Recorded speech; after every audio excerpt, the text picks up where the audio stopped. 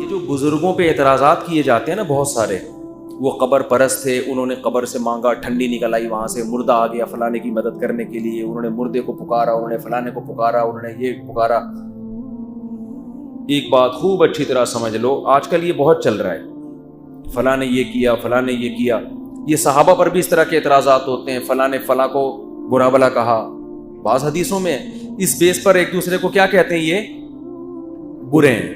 میں ایک کامن اصول کی بات کر رہا ہوں ابھی۔ اصول یہ ہے کہ جب بھی آپ کسی کی بات کا مطلب بیان کریں گے تو ایسا مطلب کبھی بھی نہیں بیان کیا جاتا جس مطلب پہ متکلم خود راضی نہ ہو۔ اگر اس سے پوچھا جائے کہ آپ کا اس کا مطلب کیا تھا، وہ کہے گا میرا یہ مطلب ہرگز نہیں تھا۔ متکلم بعض دفعہ تو خود بتا دیتا ہے کہ میرا یہ مفہوم نہیں ہے، تو اس کی بات کا اعتبار کیا جاتا ہے نا۔ اور بعض دفعہ اس کا عمل اور اس کے اقوال ماضی کے بتا رہے ہوتے ہیں کہ اس کا یہ مطلب نہیں ہے۔ تو بعض بزرگ ایسے ہیں کہ ان کی کتابوں سے بعض چیزیں ایسی ہیں جس سے لگتا ہے کہ یہ شرک پھیلا رہے ہیں، حالانکہ ان کی ساری زندگی توحید میں گزری، ساری زندگی انہوں نے قبروں سے ماننے کو منع کیا۔ اب اگر ایسی کوئی بزرگ کی کوئی چیز آئے گی تو شریعت میں اس کی تعویل کی جائے گی، اس بات کو از قبیل کرامت سمجھا جائے گا۔ تو کرامتاً کچھ بھی ممکن ہے۔ اگر کوئی قبر پہ جا کے مانگتا ہے اور مردے نے اس کو کچھ دے دیا، ایک مثال دے رہا ہوں میں، ہم اس عمل کو جائز نہیں سمجھتے قبر پہ جا کے مانگنے کو، یہ عمل ناجائز ہے، اس لیے کہ شرک ہو سکتا ہے، یہ شرک کا ذریعہ ہو سکتا ہے۔ لیکن اگر کسی توحید پرست سے یہ ثابت ہے تو اس کو کرامت سمجھا جائے گا۔ کرامت کا مطلب دیکھو، جیسے عیسیٰ علیہ معجزے ہوتے ہیں نا، اللہ نے حضرت عیسیٰ کے ہاتھ پہ کیا کیا ہے، مردے کو زندہ کیا۔ عملاً یہ ممکن ہے، لیکن ہم کہتے ہیں کام کرنے والا کون ہے، اللہ، لہذا اب یہ شرک۔ تبھی عیسیٰ ابن مریم سے پوچھا کہ یہ آپ زندہ کر رہے ہیں؟ انہوں نے کہا نہیں میں نہیں، بلکہ کون زندہ کر رہا ہے، اللہ کر رہا ہے۔ اب کوئی شرک کا فتویٰ لگا سکتا ہے؟ تو اب جب پتا چلا، اچھا ایک ہوتا ہے معجزہ اور ایک ہوتی ہے کرامت۔ کرامت یہ بھی قرآن و سنت سے ثابت ہے، یہ بزرگوں کی ہوتی ہے۔ حضرت مریم کے بغیر شوہر کے بیٹا پیدا ہو گیا، عقلاً ممکن ہے۔ اب مریم سے کوئی پوچھے پیدا ہو گیا، یا کوئی یہ خبر نقل کرے کہ حضرت مریم کے بیٹا پیدا ہوا ہے بغیر شوہر کے، تو تم تو حضرت مریم کو سمجھتے ہو کہ اسباب کے بغیر بھی وہ اولاد پیدا کر سکتی ہیں، حالانکہ اسباب کے بغیر کام کون کر سکتا ہے، اللہ۔ تو سبب کے بغیر بچہ پیدا ہو گیا نا۔ سبب تو یہ کہ شوہر جب تک نہیں ہوگا بچہ پیدا نہیں ہو سکتا۔ لیکن حضرت مریم کے پاس اس کا کیا جواب تھا، یہ کس نے کیا ہے بھائی، اللہ نے، میں نے نہیں کیا۔ اللہ سبب کے بغیر سب کچھ کر سکتا ہے، تو اللہ مریم کے ذریعے اولاد دے سکتا ہے، مریم کو بغیر شوہر کے۔ اللہ عیسیٰ ابن مریم کے ذریعے مردے کو زندہ کر سکتا ہے، موسیٰ کے ذریعے لاٹھی کو سانپ بنا سکتا ہے، سلیمان علیہ السلام کے ذریعے یہ کرامت ظاہر کر سکتا ہے ان کے ایک مقتدی کی، کہ سیکنڈوں کے اندر ملکہ سبا کا تخت اٹھا کے لا رہے ہیں۔ یہ لاجیکلی ان میں کوئی چیز ممکن نہیں ہے، لیکن جب ہم یہ کہیں کہ یہ کرنے والا کون ہے، اللہ، تو اب یہ شرک نہیں ہے، عین توحید ہے۔ تو جیسے اللہ زندوں کے ہاتھ پہ کچھ کر سکتا ہے، قبر میں لیٹے ہوئے مردے کے ذریعے بھی کچھ کر سکتا ہے۔ اس میں نہ اللہ کی طرف سے پابندی، نہ گورنمنٹ کی طرف سے پابندی۔ اب اگر کسی مردے نے اٹھ کے کسی کو کچھ کر دیا تو یہ اگر اوتھینٹک خبر ہے، مستند ذرائع سے آپ کے پاس پہنچی ہے، تو آپ اگر توحید پرست ہوگے تو آپ اس کی تعویل کرو گے کہ یہ مردے نے خود نہیں کیا، بلکہ کیا کس نے، اللہ نے۔ اللہ جانور سے بھی کام لے سکتا ہے، مردے سے بھی لے سکتا ہے، پیغمبروں سے بھی لے سکتا ہے، فرشتوں سے بھی لے سکتا ہے۔ تو اللہ نے اگر مستند ذریعے سے خبر پہنچی، آپ اس کی تعویل کرو گے یہ کیا کس نے ہے، اللہ نے کیا ہے۔ ہاں اگر مستند خبر نہیں ہے تو آپ اس کو رد بھی کر سکتے ہو، بھائی پتہ نہیں چھوڑ رہا ہوگا کوئی۔ باقی ایک الگ بات ہے کہ ایسی خبروں کو پھیلانا بہرحال صحیح نہیں ہے، کیونکہ اس سے کیا ہوگا کہ جب یہ خبر پھیلے گی کہ فلاں علاقے میں مردے نے کسی کو ٹھنڈی دے دی، چمنی دے دی، کچھ بھی مسئلہ کر دیا، یا فلاں نے آ کے زندہ ہو کے اس کا کام بنا کے چلا گیا، ایسی خبروں کو پھیلانے سے کیا ہوگا، جو مشرک مزاج لوگ ہیں وہ قبروں سے مانگنا شروع کر دیں گے۔ سمجھ رہے ہو؟ اس لیے ہمارے اکابر اس کے خلاف تھے کہ ایسے واقعات کو پھیلایا جائے۔ کہیں کسی مرید کو کسی بیان کر دیا، اس نے لے کے پھیلا دیا، یہ اس کا ہیڈک ہے، ورنہ وہ اس کے قائل نہیں تھے۔ منع کرتے تھے ایسی چیزوں. تبھی ہم نے ممبر پہ بیٹھ کے, ہمارے تو بہت کرامات ہیں ہمارے اکابر کی, آپ نے نہیں دیکھا ہوگا کب میں بیٹھ کے وہ کرامات کبھی بیان کرتا ہوں. مجھے پتا ہے بھائی شرک کا دروازہ کھل سکتا ہے. اس پر ایک اشکال ہوتا ہے کہ ایسے بھی واقعات ملتے ہیں بعض اکابر بزرگوں کی کتابوں میں, اور یہ بڑے بڑے اسلاف سے ملتے ہیں. وہ تو بات ہوئی نہیں تو پھر ہم وہ سارا مسئلہ ہی ہو گیا نا, کہ جا کے اس مردے سے باقاعدہ مانگا بھی گیا ہے.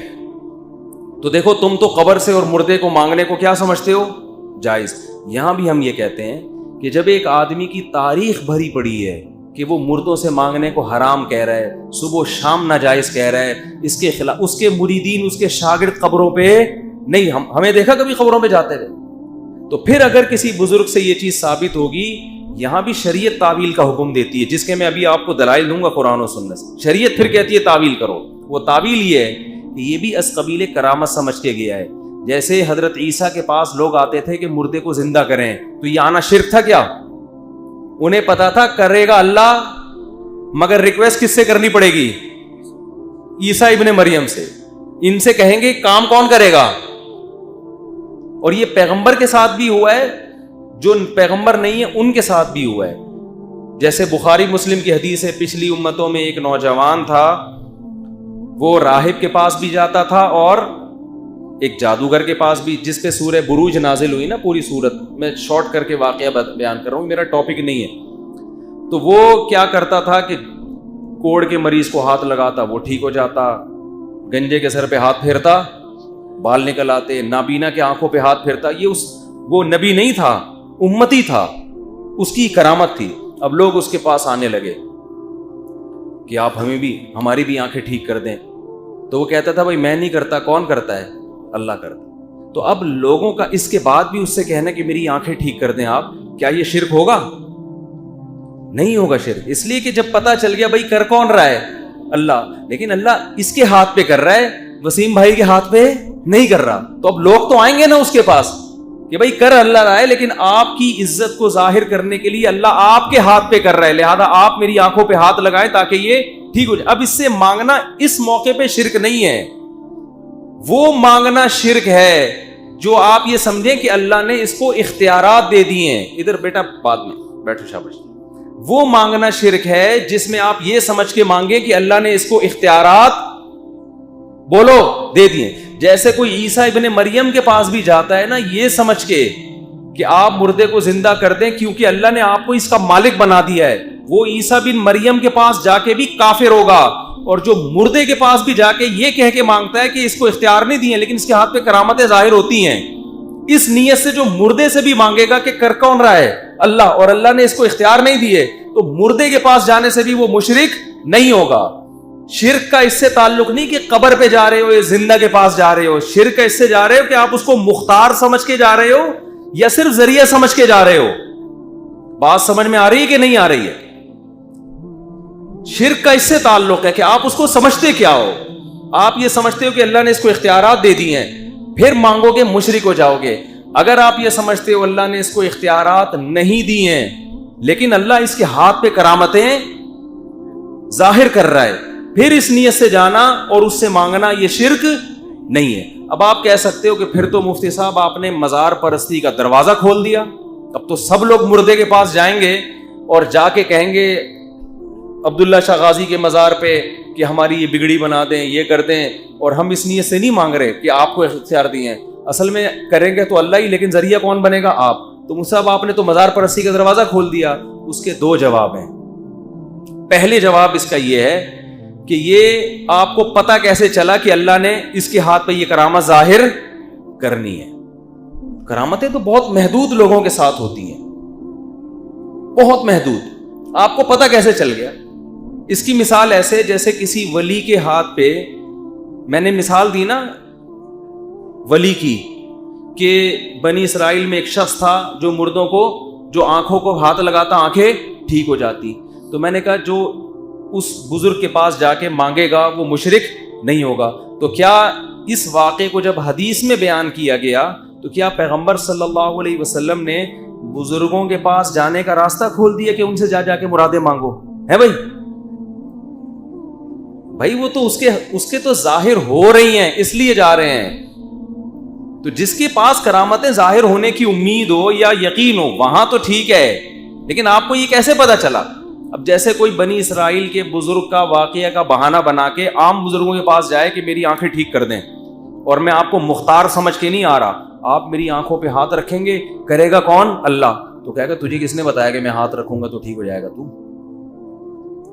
سمجھ رہے ہو؟ تو اگر یہ زندہ کے ساتھ کوئی کرامت ہو یا مردہ کے ساتھ، یہ محدود ہوتی ہیں، اس کی بیس پہ قبرستان یا مزاروں پہ جانے کا دروازہ بولو نہیں کھلتا. تو پہلا جواب اس کا یہ ہو گیا. دوسرا جواب یہ کہ بعض چیزیں ذریعہ شرک ہونے کی وجہ سے روکی جاتی ہیں. ہم یہ مانتے ہیں کہ کرامت جیسے زندہ کے ہاتھ پہ ظاہر ہو سکتی ہے، قبر میں لیٹے ہوئے مردے کے ذریعے بھی اللہ کرا سکتا ہے، لیکن اس بیس پر ہم مردوں کے پاس جانے کی اجازت نہیں دیتے، کیونکہ اس سے شرک کا دروازہ کھلے گا. یہی وجہ ہے کہ اسلاف میں اکابر میں جو اس طرح کی کرامتیں ہوئی ہیں ان کو علماء ممبروں پہ بیان کرنے سے منع کرتے ہیں کہ اس سے شرک کا دروازہ کھلے گا. تو جہاں شریعت نے شرک سے روکا ہے، شرک کے ذریعے اور وسیلے سے بھی روکا ہے. اس کی مثال یہ ہے کہ اگر کوئی مندر میں جا کے کسی بھگوان سے مانگے اور یہ کہے کہ میں یقین ہے کہ یہ نہیں دے رہا، دے گا کون؟ اللہ. ہم پھر بھی اس پہ اس بیس پہ کفر کا فتویٰ لگائیں گے کہ بھائی پہلی بات تجھے کس نے بتایا کہ اللہ ان پتھروں کے، بیٹا آرام سے بیٹھو نا وہاں پہ، بعد میں ہم کریں گے. تجھے کس نے بتایا کہ یہ بھگوان کے ہاتھ میں یہ کرامت ظاہر ہوگی؟ تو جھوٹ بول رہا ہے. کرامت بزرگوں کے ہاتھ پہ تو ہو سکتی ہے، بتوں کے پہ کرامت ظاہر نہیں ہوتی. تو اپنے دعوے میں جھوٹا ہے. دوسری بات یہ کہ تیرا یہ عمل بہرحال کس کا ذریعہ ہے؟ شرک کا. تو ہم اس کی ظاہری علامت کو دیکھیں گے. یہی وجہ ہے کہ ہمارے اکابر میں ایسی کرامتیں ظاہر ہوئی ہیں کہ مردے نے فلاں کام کر دیا، اس کے باوجود آپ کو دیوبندیوں میں قبر پرستی نظر نہیں آئے گی، کیونکہ ان کرامتوں کا وہ مفہوم سمجھتے تھے. اب آپ ان کرامتوں کو اٹھا کے ہائی لائٹ کرو اور بولو یہ تو مشرک تھے تو ہم قبر پہ کیوں نہیں؟ مجھے کبھی دیکھا قبرستان پہ کسی مردے سے مانگتے ہوئے؟ تو اکا دکا کرامت کے واقعات جو ہوتے ہیں وہ عقیدے کا حصہ نہیں ہوتے، نہ وہ اصول ہوتے ہیں. ہاں آپ یہ کہہ سکتے ہو کہ یہی کرامتیں جب بدعتی بیان کرتے ہیں تو ان کو مشرک بولتے ہو، جب تمہارے اکابر بیان کرتے ہیں تو کہتے ہو یہ کرامت تھی ہے بھائی. یعنی کوئی بدعتی جب قبر سے مانگتا ہے تو شرک کا فتویٰ لگاتے ہو، اور جب تمہارے بزرگوں نے یہ ایسے واقعات اپنی کتابوں میں لکھ دیے تو فوراً کہتے ہو بھائی یہ کیا تھی قبر میں؟ ایک کرامت کا واقعہ ہی. تو اس کا جواب یہ ہے کہ جب بدعتی کوئی عمل کرتے ہیں تو ہم جب اس کو صحیح لاجک کرنے کی کوشش بھی کرتے ہیں، وہ اس لاجک کو ماننے کے لیے تیار نہیں ہوتے. وہ کہتے ہیں نہیں یہ اللہ یہ دے رہا ہے، تو مدعی سس گواہ چس والی بات ہو جاتی ہے. دوسری بات یہ کہ ایک آدمی عیسیٰ ابن مریم کے پاس چلا گیا علیہ السلام کہ آپ مردے کو زندہ کریں، کیونکہ اس نے دیکھا ہے کہ یہ کر رہے ہیں اللہ کے حکم سے. ایک آدمی بنی اسرائیل کے بزرگ کے پاس چلا گیا کہ آپ میری آنکھیں ٹھیک کر دیں، کیونکہ اس کو پتا ہے کہ اللہ اس کے ہاتھوں پہ کر رہے ہیں.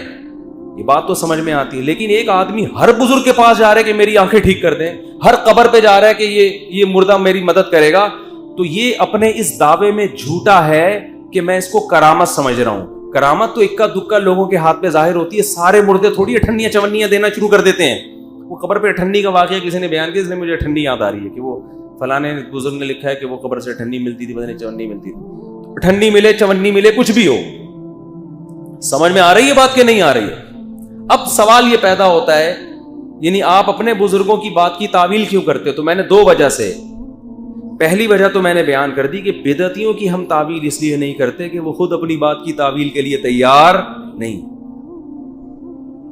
وہ جب کہتے ہیں کہ نبی بشر نہیں ہے تو ہم ان سے پوچھتے ہیں کہ شاید بشر یعنی اس لحاظ سے نہیں ہے کہ بھائی ہدایت کا نور ہے، ویسے باڈی کے لحاظ سے ماہیت کے لحاظ سے بشر ہیں. وہ کہتے ہیں نہیں، بلکہ وہ تو اللہ کے نور سے پیدا ہوئے ہیں. تو وہ اگلا خود ہی اپنی بات کا غلط مطلب بیان کر رہے ہیں، تو ہم کہاں سے بیٹھے ہیں اس کو صحیح کریں بھائی.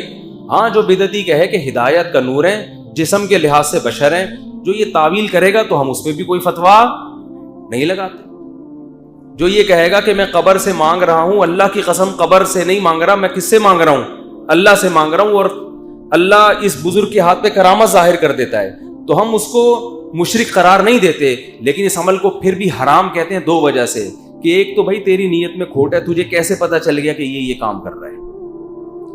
دوسری بات یہ کہ تو کل عبداللہ شاہ غازی کے مزار پہ کھڑا ہوا تھا، پرسوں بابا بھلے شاہ کے مزار پہ تھا، تو کرامت تو سینکڑوں میں کسی ایک آدھ کے ہاتھ پہ ہوتی ہے نا، اور وہ بھی محدود کرامتیں ہوتی ہیں، اور وہ ہمیشہ نہیں ہوتی، کبھی کبھی ہوتی ہیں.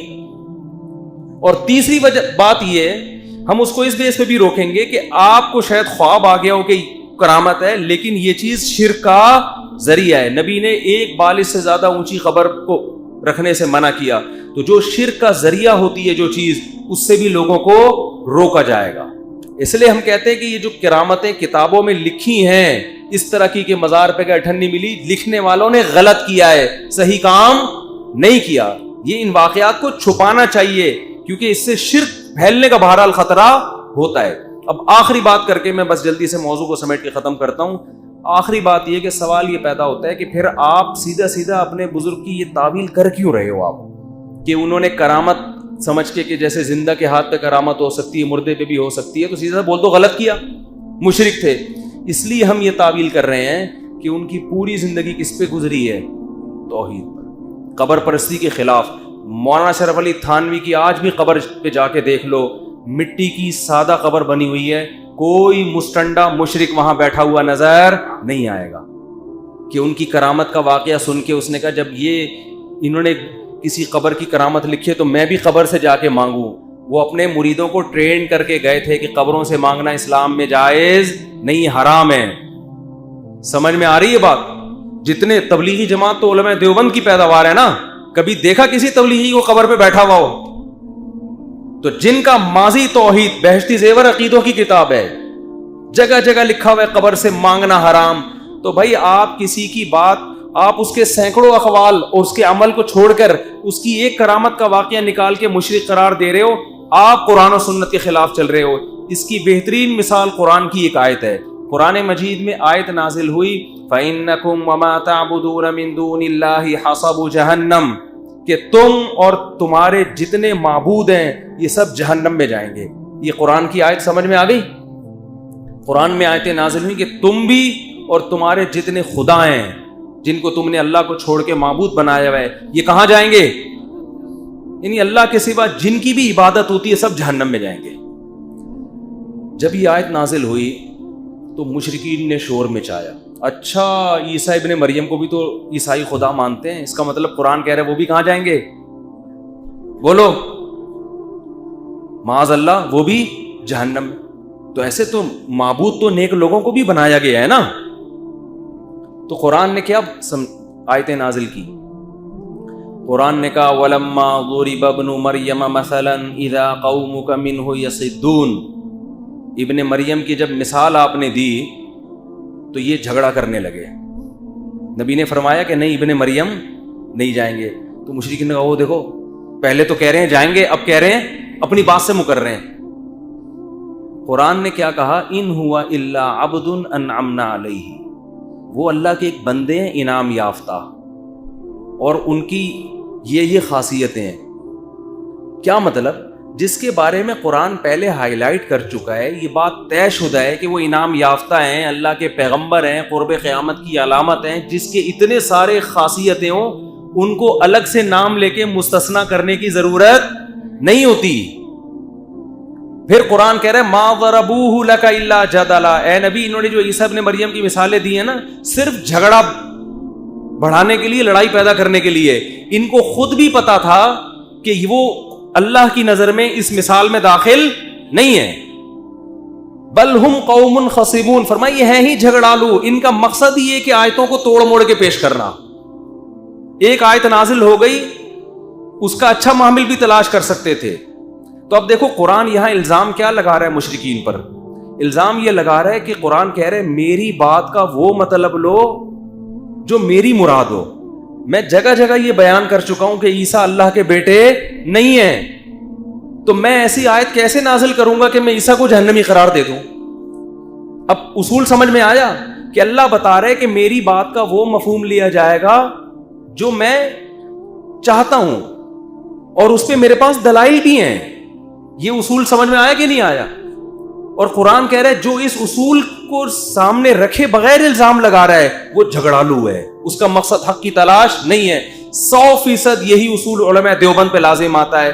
آپ فضائل اعمال, فضائل صدقات اور علماء دیوبند کی کتابوں سے جو نکالتے ہو نا, یہ شرک تھا, یہ قبر پرستی تھی, یہ فلانا تھا, بھائی آپ ان کی واقعات اور باتوں کا وہ چیز بیان کر رہے ہو, وہ مطلب بیان کر رہے ہو کہ ان کی تاریخ بھری پڑی ہے ان چیزوں کی نفی میں. ان کے شاگرد بزبان حال گواہی دے رہے ہیں کہ یہ قبر پرست نہیں ہوتے. تو اس کا مطلب آپ بھی اس اصول کو سامنے رکھے بغیر جب علماء پہ اعتراض کر رہے ہو تو آپ بھی سوائے جھگڑا پیدا کرنے کے اور آپ کی کوئی مراد نہیں ہے.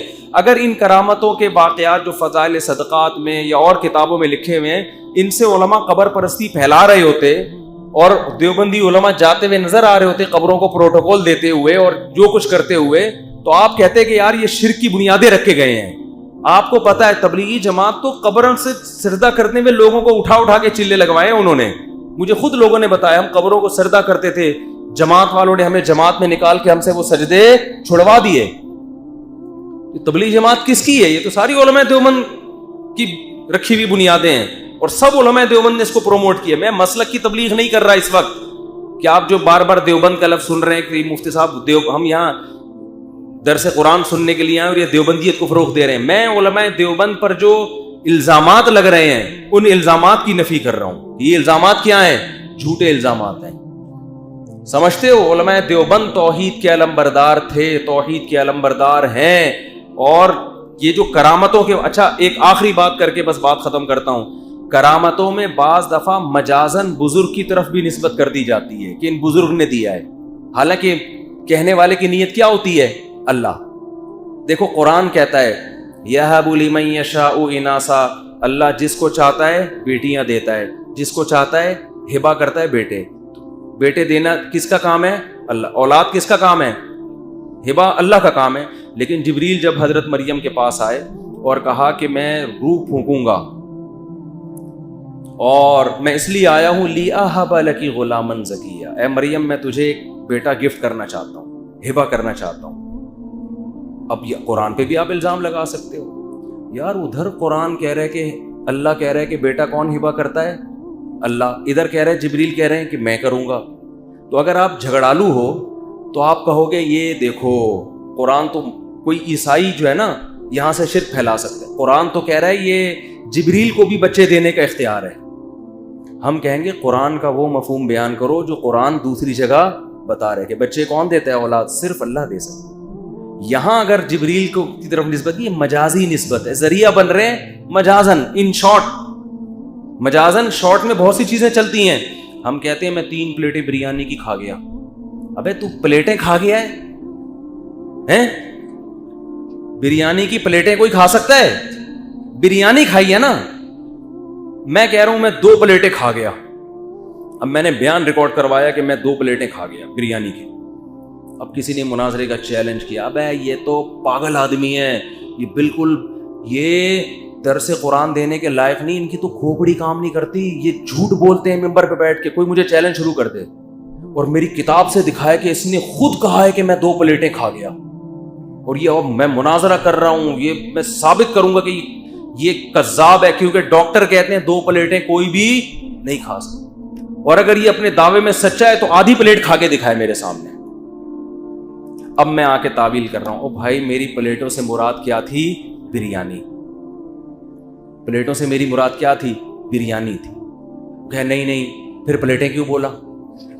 میں کہوں گا میں اس لیے بولا کہ ساری دنیا کو میرے بارے میں پتا ہے. جو آدمی درس قرآن دے رہا ہے, جو 4 شادیوں پہ کتاب لکھ رہا ہے, جو جہلم جا کے بات چیت کرنے پہ آمادہ ہو گیا تھا نا, میں جو ہے جو کم از کم 8 سال کا اس نے جو بھی درس نظامی کیا ہے, تو ٹھیک ہے پاگل ہوگا, اتنا پاگل نہیں ہوگا یا اتنا جھوٹا نہیں ہوگا کہ ممبر پہ بیٹھ کے اتنا بڑا جھوٹ بولے کہ پلیٹیں کھا گیا ہے, جبکہ اس کو پتا ہے کہ جھوٹ پہ کتنا تماشا بھی بنے گا. تو یہ خود اس کی دلیل ہے, یہ قرائن کے اس کی یہ حقیقی مراد نہیں ہے. تو یاد رکھو, اسی طرح جب کوئی ساری زندگی توحید کا پرچار کر رہا, اسے پتا ہے کہ قرآن توحید سے شروع ہو کے توحید پہ ختم ہوتا ہے. جیسے ہمارے اکابر تھے, تبلیغی جماعت بنا دی, پوری دنیا میں توحید اللہ سے ہوتا ہے, اللہ کے علاوہ سے کچھ نہیں ہوتا. مزاروں کے خلاف فتوے, آپ کسی بھی دیوبند مکتب فکر سے فتویٰ لے لو, مزار پہ جانے کو حرام کہتے ہیں. اگر وہ کوئی واقعہ بیان کر رہے ہیں فلاں بزرگ نے مزار پہ جا کے مردے سے مانگا اور مردے نے اس کو دے دیا, تو بھائی اس کی کوئی صحیح لاجک بن سکتی ہے. بالکل اسی طرح جیسے مفتی طارق مسعود پلیٹیں نہیں کھا سکتا, ٹھیک ہے نا, بریانی کھائی ہوگی نسبت پلیٹوں کی طرف کر دی ہوگی, تو یہاں بھی مردہ نہیں دے رہا, نسبت مجازن مردے کی طرف کر دی. دینا والا کون ہے؟ اللہ ہے, اور بطور کرامت کی اللہ نے اس مردے کے ہاتھ پہ کرامت کو ظاہر کر دیا. تو کرامت جب اللہ کر رہا ہے تو وہ مردے کے ہاتھ پہ بھی کر سکتا ہے, وہ کسی بھی چیز کے ہاتھ پہ کر سکتا ہے, وہ کر رہا ہے اللہ نا, تو وہ تو اسباب کا محتاج ہی نہیں ہے. اب آپ یہ الزام ضرور لگا سکتے ہو کہ ان واقعات کو ممبروں پہ بیان کرنے سے شرک معاشرے میں پروموٹ ہوتا ہے. یہ الزام بالکل ٹھیک ہے. اس کا جواب یہ کہ جو یہ ممبروں پہ بیان کر رہا ہے تو یہ اس پہ ہوگا. علماء دیوبند یہ چیزیں ممبروں سے بیان نہیں کرتے. اگر جو کرتے ہیں تو ان کو پکڑو. ہم تو چھاپنے پر بھی کہتے ہیں کہ یہ نہیں ہونی چاہیے چیزیں. عوام کا مینٹل لیول یہاں تک نہیں ہے. اس پہ یہ کہنا کہ ان کے تو عقیدے شرکی ہیں, یہ تو ہیں ہی مشرک, یہ تو شرک پھیلا رہے ہیں.